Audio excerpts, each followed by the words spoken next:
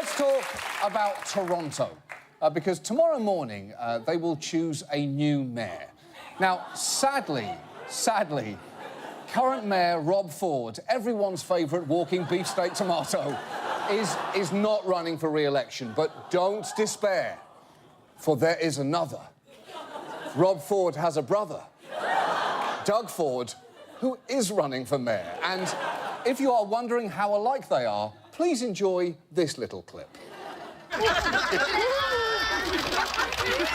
gotcha. I know. Okay. The funny thing is, like all typical siblings, the goal is when you're on a seesaw to jack your sibling off. Totally. You know what? You know what?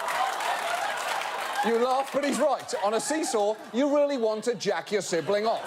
You want to do anything to get him off. Beat him. Beat him off that seesaw. Make him come right down to the ground because you beat him off so hard on that seesaw. But look, now, to become mayor, Doug Ford has had some tricky political obstacles to overcome. For instance, his brother has allegedly used anti-Semitic language in the past, and Doug was asked about that in a debate at a Jewish high school in Toronto. I'm going to play you the first few seconds of his response. You know something? My doctor, my Jewish dentist, my Jewish lawyer, my Jewish accountant. Why is everyone booing? I love Jews. I love everything about you. The tiny hats, the big crackers that you eat, your weird Christmas candles. I love it. Why are you booing me? Look, it wasn't the best response, sure, which is why, after having a night to sleep on it, Doug took a second crack at it. The Ford family has an extensive relationship, a great relationship with the Jewish community. Matter of fact, my wife is Jewish. Oh! How about that? That is a convenient fact to have remembered, seemingly in the middle of your sentence.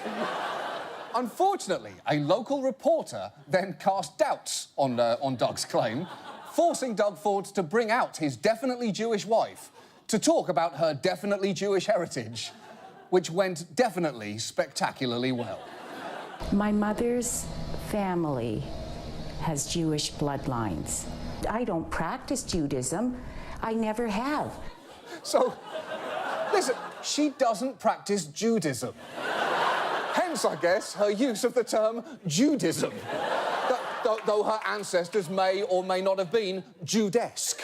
But look, none of this matters because by that point, Doug Ford had moved on to his next scandal after being overheard allegedly referring to the journalist who'd questioned his wife's Judaism as a little bitch, a charge he then spectacularly denied. I was falsely accused from the Toronto Star. I was having a private conversation, walking out with two staff members, and I guess they just assumed I was talking about someone in that room that had nothing to do with anyone in that room last night whatsoever. I was talking about a completely different little bitch in a completely different room. If I was talking about that little bitch, she'd know about it. Are we done here? Why are you booing me? Look, Toronto. I think I speak on behalf of the rest of the world when I deliver you this message. Please, please, elect this man. Sure. His brother was fun, but at a certain point, we felt bad laughing at him. Whereas Doug Ford doesn't have a drug problem, he's just an arsehole. A non-chemically assisted arsehole. So please, Toronto, I beg you, let us laugh at your arsehole for another 4 years. Yours sincerely, everyone who does not live in Toronto.